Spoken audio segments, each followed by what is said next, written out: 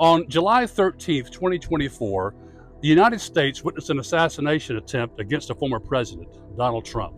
The intention of this episode is not to capitalize on what happened on July 13th. It's to highlight some prior assassination attempts against U.S. presidents. That'll be the focus of this episode of Crime Chronicles.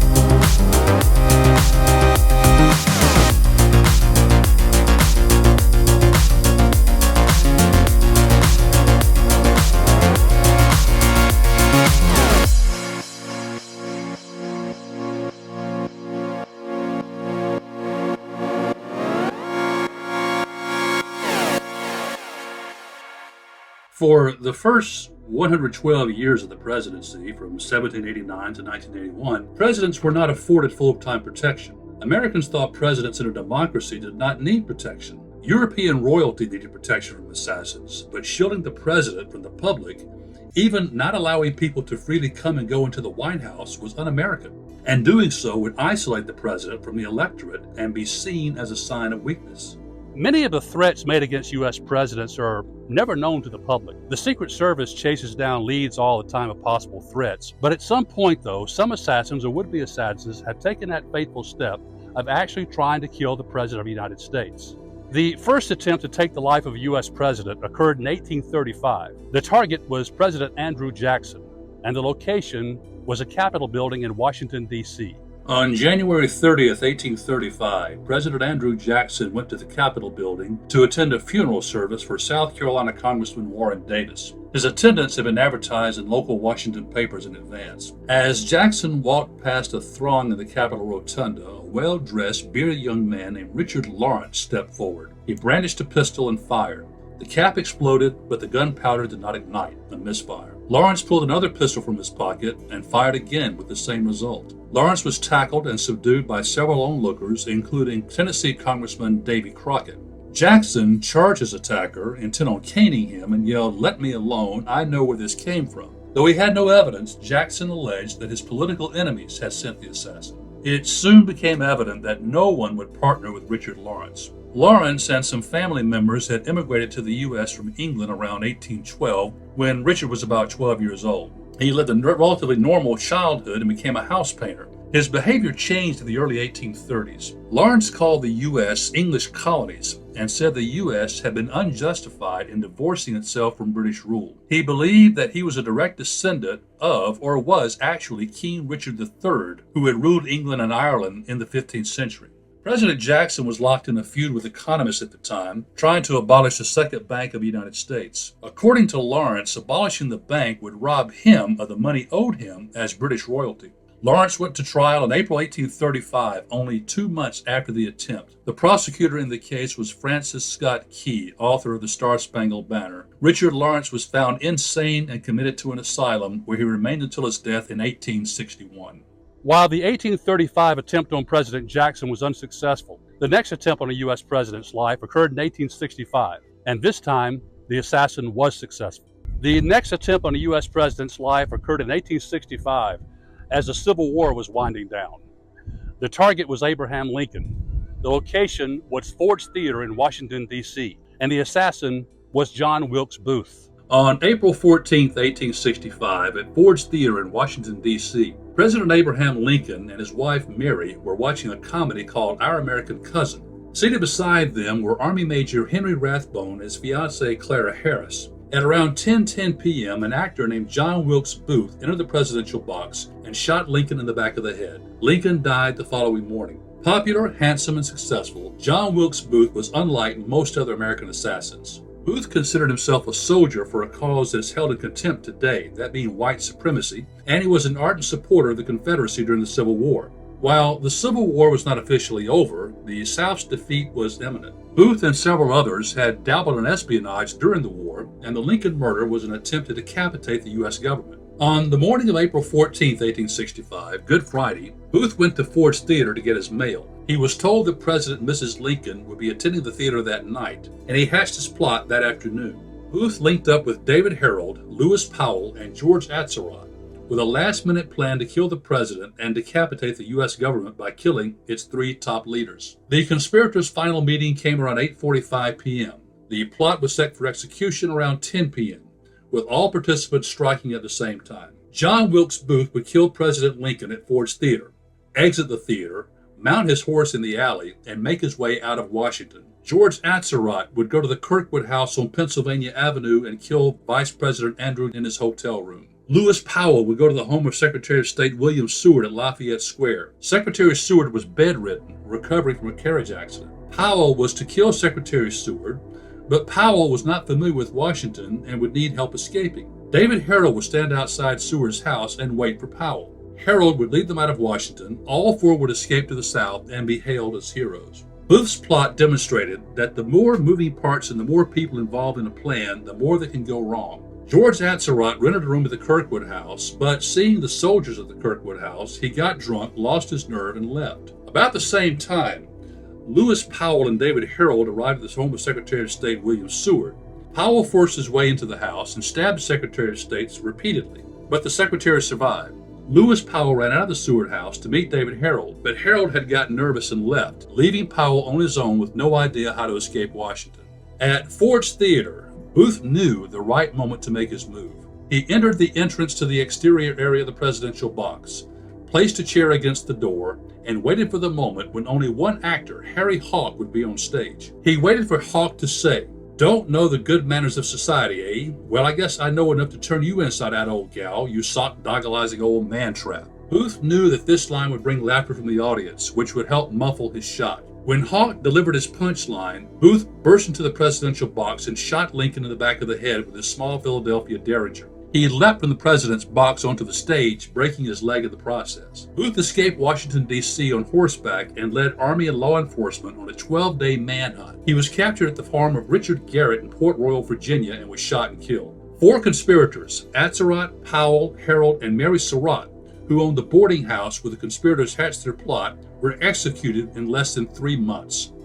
Other suspected collaborators were imprisoned, but all were eventually freed except for one who died in prison. Even though President Lincoln had been assassinated, the federal government had not learned its lesson about presidential protection. The next attempt on a president's life came 16 years later in 1881. In 1881, another attempt was made to take the life of a U.S. president. The target was the 20th President of the United States, James Garfield, and the location again was Washington, D.C. The assailant was Charles Guiteau. On July 2, 1881, James A. Garfield, the 20th President of the United States, entered the Baltimore and Potomac Railroad Station in Washington, D.C. There he was shot twice by 39-year-old Charles Guiteau. The president died on September 19th. James Garfield became the second president to be assassinated and the fourth to die in office. Garfield had been in office less than 4 months. Charles Guiteau was a delusional office seeker. Because he once stood on a street corner in New York City and gave a speech on Garfield's behalf, he thought Garfield owed him a diplomatic appointment. In those days, people could walk freely in and out of the White House. Guiteau became a frequent presence at the White House and the State Department until Secretary of State James G. Blaine finally told him not to bother him anymore. Charles Guiteau shot the president, but who killed him? The answer? Dr. D. Willard Bliss, who Mrs. Garfield entrusted with her husband's care. Bliss's incompetence and arrogance killed the president. From the moment he was shot, Garfield was probed with unsterilized hands and instruments, even on the railroad floor. American doctors believed that disease was transmitted by air, not by germs, and Garfield's body was constantly infected while he lay in the White House in the sweltering summer heat for 2 months. Finally, he was transported to New Jersey by a special designed railroad car where he died on September 6. Guiteau was put on trial. Despite displaying obvious signs of delusional mental illness, he was convicted and executed. A footnote, one of the men at the scene of the Garfield shooting was Robert Lincoln, Garfield's Secretary of War and President Abe Lincoln's son. He was present at his father's bedside 16 years before and would also be present when the next president was assassinated in 1901. Well, by 1881, 2 U.S. presidents had been murdered in office. Surely the federal government would learn its lesson and offer full-time protection for the president. Such was not the case. The next attempt came 20 years later in 1901. The 1880s and 1890s witnessed several attempts to harm U.S. presidents. President Grover Cleveland had an assassin show up at his house. President Benjamin Harrison had to fight off an attacker personally inside the executive mansion. But the next actual attempt came in 1901. The president was William McKinley, and the location was Buffalo, New York. The assassin was Leon Czolgosz. On September 5th, 1901, William McKinley, the 25th President of the United States, was visiting the Pan American Exposition, or the World's Fair, near Buffalo, New York. There he was shot by Leon Czolgosz, a self-proclaimed anarchist. McKinley died on September 14th. Leon Czolgosz began calling himself an anarchist, or a person who opposes any sort of centralized government, in 1900. In 1901, he attended anarchist meetings in Chicago, a hotbed of anarchism. President McKinley attended a reception at the Hall of Music that day, shaking hands in a reception line. A small detail of Secret Service agents, Pinkerton operatives, and Buffalo police officers were with him, but no one bothered to pull Leon Czolgosz from the receiving line, even though his right hand was completely covered by a bandage. For a man seasoned in war and politics, McKinley had a trusting nature. Attorney General Philander Knox later said, "I asked him for the country's sake and for his own sake to have a bodyguard when he went out. He laughed at me. He insisted that the American people were too intelligent and too loyal to their country to do any harm to the chief executive." As Czolgosz approached the president, President McKinley noticed Czolgosz's bandaged right hand and reached to shake his left hand. As he reached, Czolgosz fired. Czolgosz fired again, hitting McKinley in the abdomen. The first wound was deflected by McKinley's coat button, but the second wound would prove fatal. As word of the shooting spread around the exposition, a beaten and bloodied Leon Czolgosz was hurried away as a lynching appeared imminent. Dozens of suspected anarchists around the country were rounded up and arrested. Although some of them praised the murder, all were innocent and released from custody. Czolgosz was unrepentant. He was tried, convicted, and executed less than 2 months after the assassination.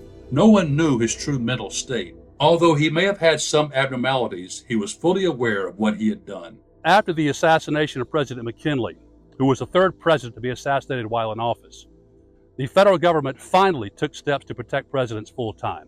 The next presidential assassination attempt occurred in 1912, and it was the only time until 2024 that a former president was targeted by an assassin. The president, or ex-president, was Theodore Roosevelt, and the location was Milwaukee, Wisconsin. The assassin was John Schrank.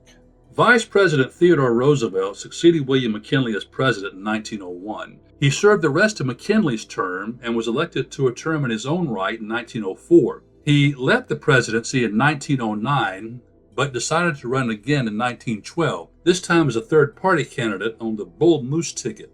By this time, the president had full-time Secret Service protection, but not ex-presidents. On October 14, 1912, the former president was campaigning in Milwaukee, Wisconsin, when John Schrank, a German immigrant and bar owner, shot Roosevelt in the chest. The impact of the bullet was thwarted by Roosevelt's eyeglass case and his thick printed speech. Incredibly, Roosevelt continued with his speech while bleeding from his wound and said, "It takes more than that to kill a bull moose." John Schrank told police that he was visited by the ghost of William McKinley, who accused Roosevelt of killing him, and McKinley's ghost told Schrank that Roosevelt must be stopped from seeking another term. John Schrank was adjudged insane and spent the rest of his life institutionalized. Former President Theodore Roosevelt survived the assassination attempt against himself. The next attempt came 20 years later, and the target was a distant cousin of Theodore Roosevelt. In 1932, Franklin Delano Roosevelt was elected President of the United States. In those days, the presidential inaugurations took place in March and not in January.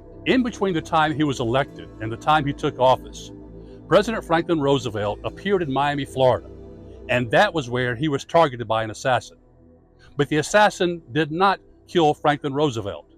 Instead, the mayor of Chicago, Anton Cermak, was accidentally shot by the man who wanted to kill the president. The assassin's name was Giuseppe Zangara.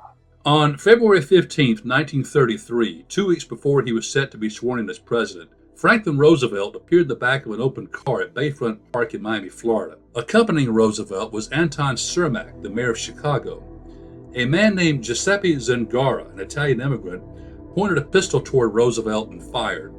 His aim was thwarted by bystanders, and the president-elect was not hit, but Mayor Cermak and 4 others were shot. Mayor Cermak was taken to the hospital, all the while being cradled in the backseat of the car by President-elect Roosevelt. The other 4 victims survived, but Mayor Cermak died 19 days later. Zangara was a manual laborer and a professed anarchist, another proponent of no central government. Despite being obviously severely mentally ill, Zangara was executed on March 20th, 1933, only 1 month after he committed the crime. After President Roosevelt survived his assassination attempt and Giuseppe Zangara was executed, the next presidential assassination attempt occurred in 1950.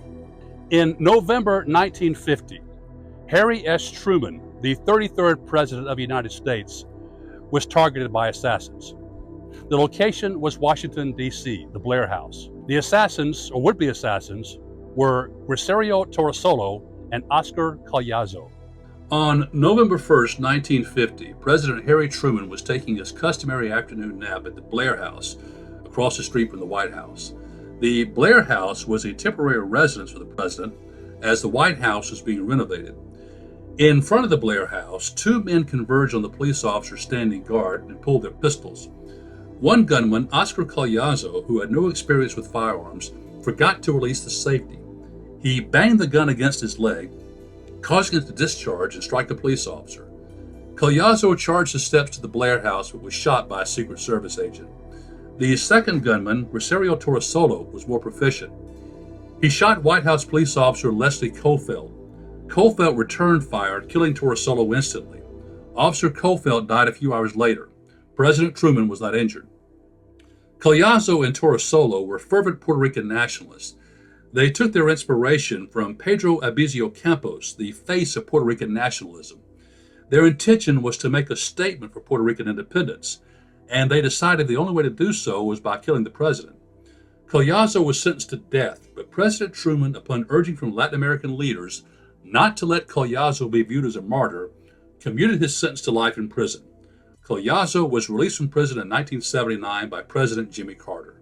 President Truman survived the assassination attempt against him, although police officer Leslie Cofield did not, and neither did one of the assassins. The next assassination attempt occurred in 1963, and unfortunately it was successful, and it's a crime that still haunts America to this day. In November 1963, John F. Kennedy, the 35th President of the United States, became the 4th president to die in office by an assassin's bullet. The location was Dallas, Texas. On November 22, 1963, President John F. Kennedy was riding in an open limousine through downtown Dallas, Texas. The president was accompanied by his wife Jackie, Texas Governor John Connally, Connally's wife Nellie, and 2 Secret Service agents. As his limo turned onto Elm Street, 3 and only 3 shots rang out. The first shot struck a curb, causing a bystander to suffer a minor eye injury from the debris. The second shot struck the president in the back of the throat, exited his body, went through the seat in front of him, and struck Governor Connally. The third shot struck the president in the head, causing him to practically explode. Governor Connally survived, but the president was pronounced dead a short time later. 45 minutes after the shooting, Dallas police officer J.D. Tippit was shot and killed on a Dallas street. Police officers arrested Lee Harvey Oswald in a theater a few blocks away and charged him with killing Officer Tippit. Once he was in custody, police realized Oswald had shot all 3 men. Lee Oswald had worked at the Texas School Book Depository, the place where the shots were fired, about 6 weeks. He was a lonely young man, a former Marine who had lived in the Soviet Union and was a self-professed communist. 2 days later, in front of a worldwide television audience, Oswald was being led through the basement of the Dallas Police Headquarters, being transferred to the county jail. While the cameras were rolling, Oswald was shot and killed by 52-year-old nightclub owner Jack Ruby. Ruby had been telling people that weekend that if he got the chance, he would kill that son of a bitch. He killed Oswald in a blind rage after seeing Oswald smirking for the cameras. For the rest of his life, even while he was dying from cancer, Ruby maintained he acted alone. A blue ribbon panel of statesmen were appointed by President Lyndon Johnson to investigate the assassination. The commission, chaired by Supreme Court Chief Justice Earl Warren, concluded that Oswald and Ruby both acted alone. While the JFK assassination remains the most talked about crime in U.S. history, it was not the end of presidential assassination attempts. The next one occurred in 1974. In February of 1974, Richard Nixon, the 37th President of the United States, was the target of an assassin, but not an assassin's bullet. The would-be assassin was named Samuel Bike, and he tried to employ a weapon against a president that had never been used before. In the early morning hours of February 22nd, 1974, 44-year-old Samuel Bike drove from his home in Philadelphia to the Baltimore-Washington airport. He entered the terminal, approached the first gate that was boarding passengers, and shot and killed police officer Neil Ramsberg. Bike walked down the jetway onto a Delta jet, told the pilot and co-pilot to take off. When they stalled, Bike shot and killed the co-pilot, Fred Jones, and wounded the pilot, Reese Lofton. A short time later, Bike was killed by a local police officer. No one knew at the time what Bike had planned. His plan was to force the airliner to take off and fly it to the White House with the intention of killing President Richard Nixon. His plan was discovered when some cassette tapes he had recorded and mailed were received by several celebrities, politicians, and journalists. Bike was suffering from severe mental illness, and the economic malaise and energy crisis of the 1970s had hit him especially hard. The attempt on President Nixon was not very well publicized for a lot of reasons, and many folks don't know about it. The next assassination attempts were very well known, and they targeted President Nixon's successor. In September of 1975, Gerald Ford, the 38th President of the United States, was the target of two would-be assassins. Both attempts occurred in California on separate days, and both were women. On September 5th, 1975, President Gerald Ford was visiting Sacramento, California, walking toward the state capitol building. As he was working the crowd, a woman with long red hair wearing a long red dress pointed a pistol at him. She was subdued and no shots were fired. The woman was Lynette Squeaky Fromm, a follower of 1960s cult leader and mass murderer Charles Manson. She had moved from Los Angeles to Sacramento to be close to Manson, who was imprisoned at nearby San Quentin. She hoped her actions would provide another forum for Manson and to call attention to the plight of California redwoods. Just 17 days later, President Ford was again in California, this time in San Francisco. As he was leaving the St. Francis Hotel, a shot was fired from across the street. It was fired by Sarah Jane Moore, a middle-aged mother and three-time divorcee who had gotten involved in radical politics on the West Coast. A bystander named Oliver Sipple thwarted her aim. Both Fromm and Moore were imprisoned and eventually released. In the case of President Ford's would-be assassins, the only injury was a minor injury to a cab driver who was struck by Sarah Jane Moore's bullet. The next presidential assassination attempt occurred in 1981, and the results were far more serious. In March 1981, the 40th President of the United States, Ronald Reagan, was targeted by an assassin. The location was Washington, D.C., and the would-be assassin was named John Hinckley, Jr. On March 30th, 1981, President Ronald Reagan was leaving the Washington Hilton Hotel toward his waiting limousine. A small crowd of onlookers had gathered nearby to get a view of the president. Seeing that all eyes were on President Reagan and none were on him, John Hinckley Jr. stepped out of the crowd and emptied his pistol. 4 men were hit: Washington police officer Thomas Delahanty, Secret Service agent Tim McCarthy, White House Press Secretary James Brady, and President Reagan. While Hinckley was being subdued and the other victims were being attended, Reagan was rushed to George Washington Hospital. All 4 men survived, but James Brady suffered severe and permanent brain damage. Hinckley was not motivated by Reagan's politics or any rational motive. He had become obsessed with the film Taxi Driver, especially the young actress who starred in the film, Jodie Foster, and he shot Reagan in an attempt to impress Foster, who at the time was a student at Yale University. Hinckley was found not guilty by reason of insanity a year later.